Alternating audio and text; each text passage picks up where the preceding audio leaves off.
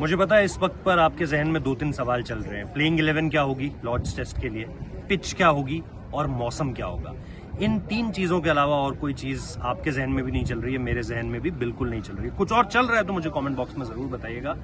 लेकिन इसी सवाल का जवाब तलाशने के लिए मैं आ गया हूँ इधर। मेरे ठीक पीछे, मुझे बताने की जरूरत नहीं है, ये लंदन ब्रिज है। और इस लंदन ब्रिज में अगर आप देखें, इससे ही सटकर आपको ये थेम्स नदी भी यहाँ से बहती हुई दिखाई दे रही है। लेकिन कहानी अब सिर्फ इन 2 बातों की नहीं है।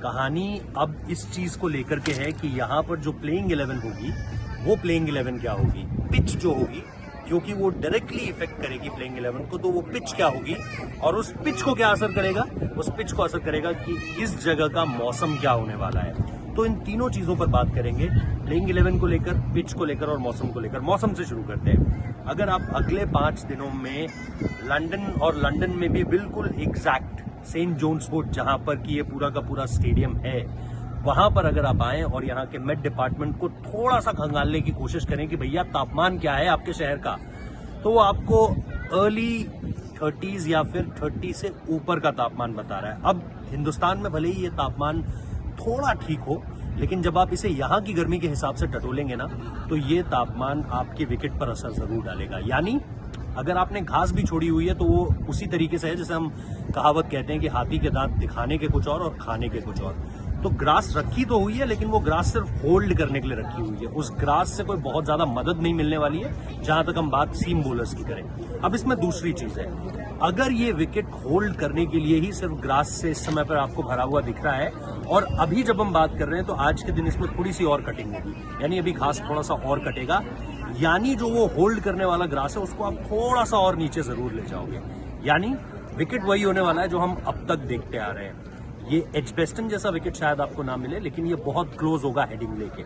इसमें एक चीज और है, ये जो विकेट जितना मैंने अब तक देखा है, ये वो वाला विकेट नहीं लग रहा है जैसा आपने एजबेस्टन में देखा था कि चौथे और 5वें दिन बॉल ने टर्न करना शुरू कर दिया था, फुटमार्क्स बने और उन फुटमार्क्स की वजह से बॉल टर्न कर रहा था। यहाँ पर बॉलर्स को ग्रिप नहीं मिलने वाली है, बहुत ज्यादा रुकेगा नहीं बॉल, ये भी लग रहा है, क्योंकि विकेट बहुत फ्रेशनेस है अभी विकेट में। लेकिन क्योंकि गर्मी बहुत ज्यादा है, विकेट को बहुत ज्यादा छुपा के भी नहीं रखा गया।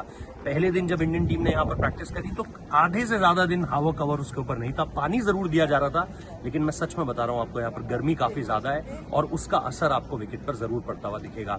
तो अब आपके लिए 2 सवाल कि क्या कॉम्बिनेशन हो सकता है टीम इंडिया का। देखो, एक चेंज तो हम सबको पता है कि होने जा रहा है, जसप्रीत बुमराह आएंगे प्रसिद्ध कृष्णा की जगह पर। ये शुभमन गिल ने प्रेस कॉन्फ्रेंस में भी कह दिया, बीबीसी से बात करते हुए भी कह दिया, स्काई से बात करते हुए भी कह दिया, हर जगह उन्होंने ये बात कह दी। लेकिन सवाल यह है कि जसप्रीत बुमराह तो अपनी जगह पर आ जाएंगे, लेकिन वो दूसरा चेंज जो हम सोच रहे हैं इस वक्त पर, जो पूरी तरीके से डिपेंडेंट है मौसम पर और फिर पिच पर, क्योंकि दोनों एक दूसरे से कोरिलेटेड है।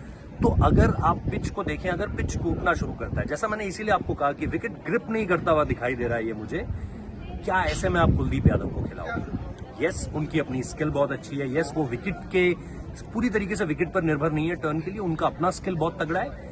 लेकिन क्या आप सिर्फ ये देखोगे कि नहीं यार, इस विकेट पर हमें जो है वो, हम इस चीज को नजरअंदाज कर रहे हैं कि अगर चौथे 5वें दिन बॉल घूमता नहीं है तो हम सिर्फ अपने बॉलर की स्किल पर डिपेंडेंट है। अगर ऐसा है तो कुलदीप यादव खेलेंगे। अगर आपको लगता है कि नहीं, विकेट में फ्रेशनेस अच्छा खासा है, ग्रिप नहीं होगा, घास आपको अभी हल्का फुल्का दिख रहा है, तो आप 4 पेसर्स के साथ भी जा सकते हो। चौथा पेसर अर्शदीप सिंह होगा। मुझे ऐसा लगता है कि अगर इनमें से कोई भी बदलाव आपको होता हुआ दिखता है तो नीतीश कुमार रेड्डी बाहर जाएंगे।